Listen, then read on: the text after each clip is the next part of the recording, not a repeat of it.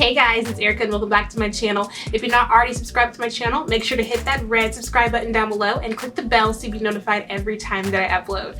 So today we are talking about workplace drama. I think all of us have experienced some type of workplace drama, and it sucks because you get out of college or you get out of your training or whatever you're doing only for the devil to come in and for you to experience some workplace drama. So I'm going to be giving you guys 7 tips on workplace drama, as well as answering an advice question from a subby that hit me up on Instagram. So the very first tip that I'm going to give you guys is to remember why you are there. You are there to work. You're there to do a job. You went to college, you went through this training, whatever it was, for this certain position and for a job. So you're not there to build a sorority. You're not there to make lifelong friendships, even though it's awesome if that happens. You're not there for that. You are there to do a job. You're there to work. And when you realize that, it puts a lot of this workplace drama into perspective. No workplace drama is big enough to make you lose the job that you worked hard to get or lose the money that's helping you take care of your family and yourself. So the second tip that I'm going to give you guys is to be the best at your job. Make sure that you're researching, getting your continuing education credits, everything that you need to do to make sure that you are competent in your position and that you're constantly learning. Make sure that you clock in on time and clock out on time. Make sure your lunch breaks are not too long. Make sure the bottles are filled if you work with gel and ultrasound. Make sure the linen is filled up and piled up as it's supposed to be when you go to the next person. Make sure you're not leaving a lot of patients for the next person. There's so many different things you can do to make sure, I know I talk fast, but to make sure that you guys are just being the best employee that you could possibly be. One thing you don't want to do is give people ammo to work with. A lot of times, you know this, if you don't like somebody, you kind of nitpick at just little things because you already feel some type of way about that person. So don't give them any ammo to work with. That will eliminate a lot of workplace drama, is because they have nothing to talk about. Number 3 is to be professional and serious. Now, when I say this, this is to all of us people pleasers and things like that who kind of like everyone to like them and they want to fit in and they want, you know, just things to go well. Sometimes we kind of leave the basket wide open for some workplace drama. So what I mean by this is when you come in to say hi to somebody or when you need to be off for work, be professional, be serious, and be stern. So everything is, hey, how are you doing? They answer to you, okay, great. And then you go ahead and do your job. Don't leave it open for conversation about your home life and different things like that. We'll talk about that later. So don't leave that open. Another thing would be if you need time off, then you need to say, okay, I need this day off, and leave it at that. Don't say, well, I need this day off, but if you really can't do it, if I can't, don't do that. You want to make sure that your yes is yes, your no is no.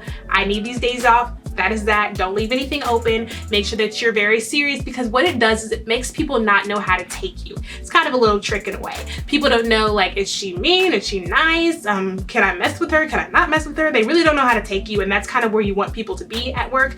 Like, they know, I don't want to mess with her because I'm not quite sure how things might go. That's how you want things to be. So make sure that when you have something that you need to get done, whether it's a day off, like I said, or whether you're just coming into work, that you keep things professional yet stern and serious, where you're just kind of like, this is it and that's it. And you want to make sure that you keep things that way, and that will kind of eliminate some of that workplace drama because they won't know if you're someone they can pick on or not. So my next tip is to keep your personal business to yourself. I know as women, it is very hard because you come into work and you feel like everybody's your friend. You want to start sharing your business. You want to create friendships and you want to just feel involved and just engage with each other, and a lot of times that backfires, especially at work. So I would suggest that you keep your personal business to yourself. Don't tell people what's going on in your home life and different things like this that they can come back and use against you later. Just try your best to keep your personal business to yourself. Number 5 is to speak up for yourself. This is so hard for so many people, and it's definitely something that you are gonna have to work on. It's not gonna come overnight, but the more that you kind of speak up for yourself about little things, the easier that it will become, and it really does help people to take you a lot more seriously. If they know you're someone who's a pushover or someone that they can easily say something to, and you're kind of just gonna keep going about your business, they'll begin to say more and more to you and make you even more uncomfortable because you're not speaking up for yourself or saying anything to kind of deflect that behavior. So an example would be for evaluations. If you don't like your evaluation, speak up and say something. Let them know, I don't quite agree with this. Could you explain this to me? Because that will let them know that you're not just the type of person to just sign at the dotted line, that you take the time to read things. You want to make sure things are accurate and correct. It's very important to say that. So if you don't agree with something, make sure to speak up and say it. If a coworker is blaming you for something, make sure to say your part of the story. And I mean of course respectfully, and you're not yelling back and forth and things like that. But say they said, oh well, Erica didn't take out the linen. We'll be like, okay, well I called housekeeping twice and they didn't answer. You know, make sure that you give your parts, that you're not just letting their part be kind of the end all be all, and then the workplace drama is just insane. So make sure you start speaking up for yourself, even on just the little things, one time at a time, one thing at a time, and it will get a lot easier to speak up for yourself. And it'll be a lot harder for people to bully you or just kind of cause that workplace drama because they know that you are serious. So number 6 is so important. Number 6 is that friendship is earned, okay? The right to know all of your business is earned. And this was very hard for me to learn, and it's something that I'm constantly learning, because a lot of times you meet people and everything seems great and you begin to tell them all your business and realize that, whoa, probably shouldn't have done that. And it just takes time to learn that. So just make sure that you realize that friendship is learned. Friendship is earned, okay? So as you're spending time with these people and you're getting to know them, if you start to develop a friendship with them, let it run its course and really take its time to get to know that person. Don't start telling them all your information, and things at work become hectic and things like that. Friendship is earned, and friendship takes time. Don't rush it, and make sure it's not interfering with your work and causing some type of workplace drama. So number 7 is to be positive, because nobody likes a negative Nancy. We all like to come into work and feel good about work. I try to go into work and make a joke or say something and just try to be lighthearted for the most part.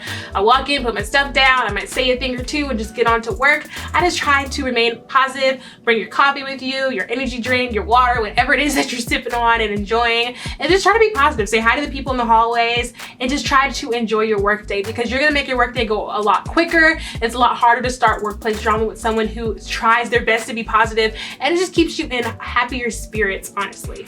Okay, so now I have a question from a subby who hit me up on Instagram. So not exactly a question, but her just kind of telling me what's going on at her job. So she says that she's new at her job. She's one of the techs, which was my classmate, actually told me that she was gonna time me and check where I'm at in my scanning after 20 minutes. I honestly feel uncomfortable just because she is also new too, just ahead of me by 3 months. She goes on to say, I guess she's been kind of struggling to be a little bit faster scanning, and kind of her classmate, who is also her co-worker, is now picking up on it and kind of saying these things to her. She also goes on to say that she doesn't want them to think negative of her at the job for speaking up for herself and things like that. So the first thing I want to say is never feel like people are going to think negative of you for sticking up for yourself, because those are not the people you want in your life, first off. And I know it's easier said than done. But secondly, I feel like people will respect you more if you do speak up for yourself. Another thing I noticed in this message is her saying that she felt uncomfortable with what the girl was gonna do, but she still was kind of like, okay.